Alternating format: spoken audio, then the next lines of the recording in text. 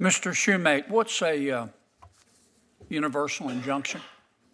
Senator, a universal injunction is what we call an order from a court enjoining the government in a way that goes beyond the parties to the case, but applies nationwide or in some cases universally to enjoin the government. Is it sometimes referred to as a nationwide injunction?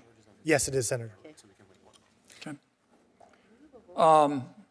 What's the statutory basis for a federal judge issuing an order that affects people other than the parties before the court?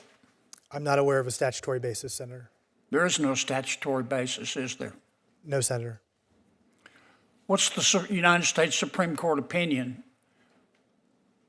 which interprets the Constitution in a way that allows a federal district court judge to do this? Can you name me that case?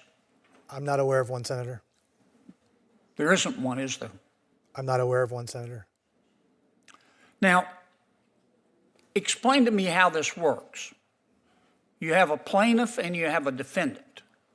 And the plaintiff files a lawsuit and goes in front of a federal judge. Federal judge has certain jurisdiction in personam and subject matter over the parties, the people, the plaintiff and the defendant. They're the only two people in court. How can a judge, a federal judge, issue an order that affects everybody else other than those in front of him or her? How is that possible? It shouldn't be possible, Senator, but district courts do it all the time.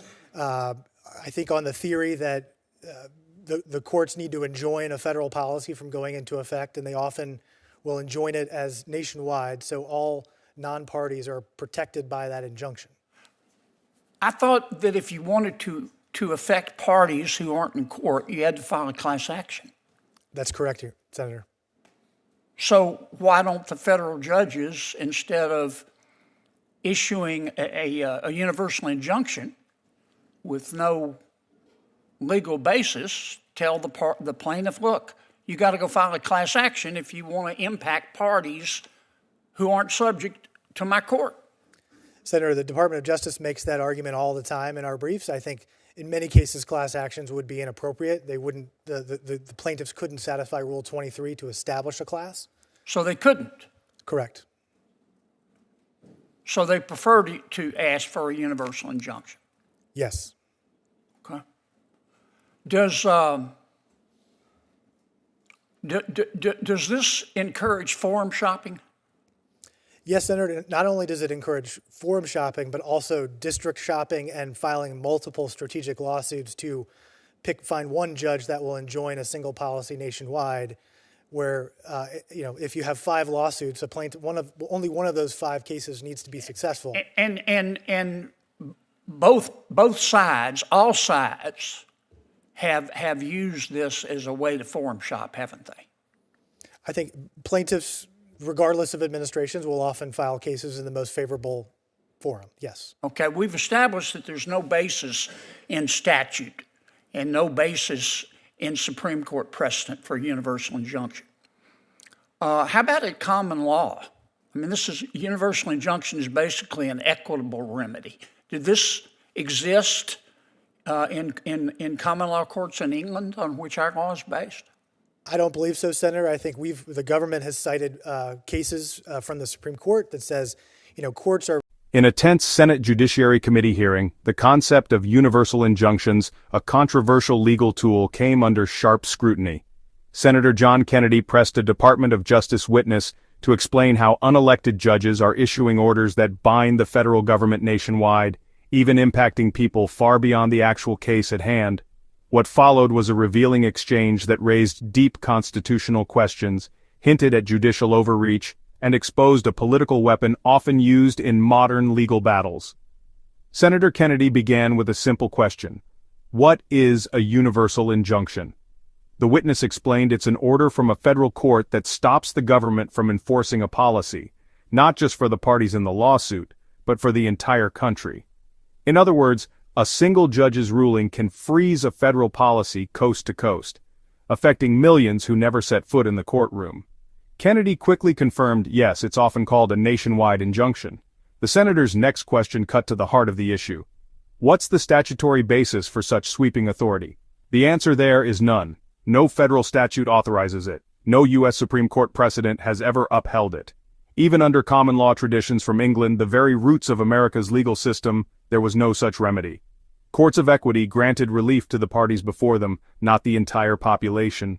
As Kennedy concluded, the universal injunction simply does not exist in Article 3 of the Constitution.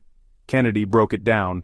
A plaintiff sues the government, faces a defendant in court, and the judge has jurisdiction over those parties only.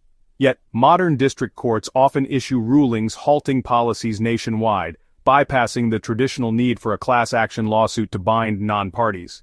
Why? Because plaintiffs often can't meet the legal requirements to form a class, so they... Courts are really bound by the scope of relief that a court in equity would have granted back in England before the founding, and the courts at that time would grant relief to the parties in the case, not far beyond the... A universal injunction as a remedy is unknown in English common law, is it not? I haven't done the research that far back, but I'm not aware of it. I have. Okay. It's unknown. Wasn't part of equity.